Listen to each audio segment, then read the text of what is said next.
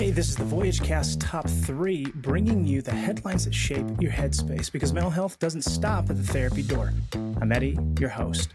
Today we're pulling back the curtain on American healthcare, where policies, codes, and money quietly shape the kind of treatment patients receive and what insurers actually pay for.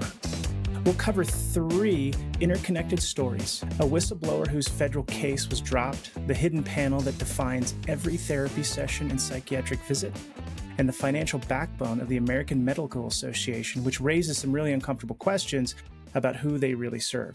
So in May 2024, Dallas surgeon Dr. Eithan Haim was indicted by federal prosecutors. His alleged crime: violating HIPAA after leaking documents about pediatric gender care at the Texas Children's Hospital.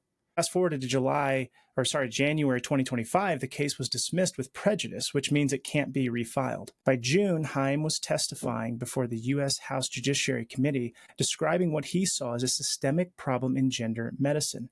And by late August, the Daily Wire released leaked video of a private call between the AMA president, Dr. Bobby Mukamala, Michigan Representative Brad Pickett, and Haim himself. In the clip, the AMA defended its stance on gender-affirming care. Critics argued that they were leaning on experts without seriously engaging dissenting voices. Now, why does this even matter? Because whistleblowers, whether you like them or not, are a symptom of a system under stress. If a physician can be prosecuted for speaking out only to later be vindicated, other clinicians may think twice about raising red flags. That chilling effect reaches mental health too. Guidelines for depression, ADHD, PTSD, gender care, they all rest on evidence. But if doctors fear reprisal for questioning policies, those guidelines risk becoming echo chambers. And for patients, the deeper question is trust. Can you really trust that your therapist or psychiatrist or medical doctor is following the science? Or are their hands tied by politics and financial pressures?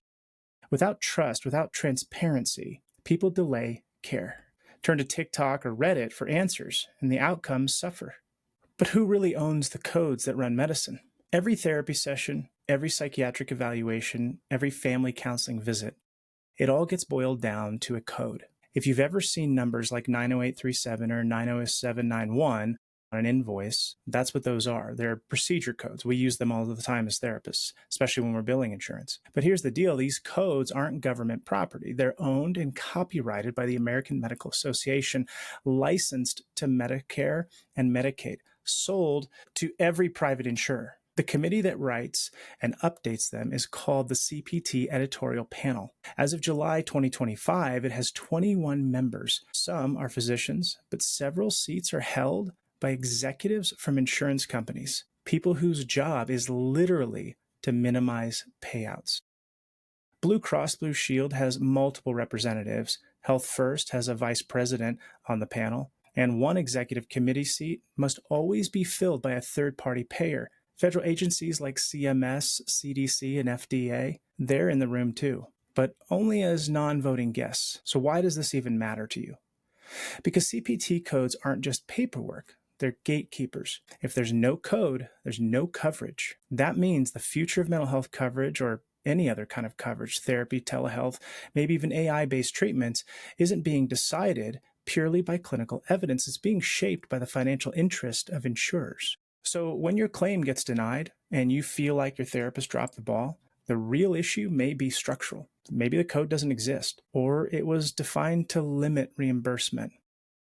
That disconnect feeds frustration and fuels growing mistrust of the system itself. In fact, we as therapists have a really hard time with insurance companies because they dictate the kind of treatment and care we can provide, even if it's evidence-based. It may still be difficult to get reimbursement so we can provide that care. Well, the AMA often presents itself as the voice of the American physicians, but the money tells a bit of a different story. According to the AMA's 2024 annual report, total revenue was $513 million. Royalties and credentialing products, $326 million. That's more than 63% of the total. Of that, CPT coding procedure products alone brought in $281 million with a $252 million margin. And believe it or not, there's membership dues, and they're just a sliver by comparison. So why does this matter? because the AMA is now more financially dependent on selling code licenses and credentialing products to insurers and hospitals than on dues from actual physicians. That changes the incentive structure, doesn't it? For mental health providers, it raises doubts. Is the AMA fighting for fair reimbursement or protecting lucrative licensing deals? And for patients, it deepens a suspicion that medical policy isn't shaped by clinicians on the ground, but by revenue streams at the top. When therapy and psychiatric care is already difficult to access, these perceptions of profit-first medicine becomes another barrier. Stigma keeps many from seeking help. Add a system that feels conflicted, and more people just walk away from care altogether. So what ties these three stories together? A whistleblower asking if the AMA is following the science, insurers sitting at the table that defines what counts as real treatment, and an association whose financial backbone is selling those very definitions to the insurers. The common thread is trust.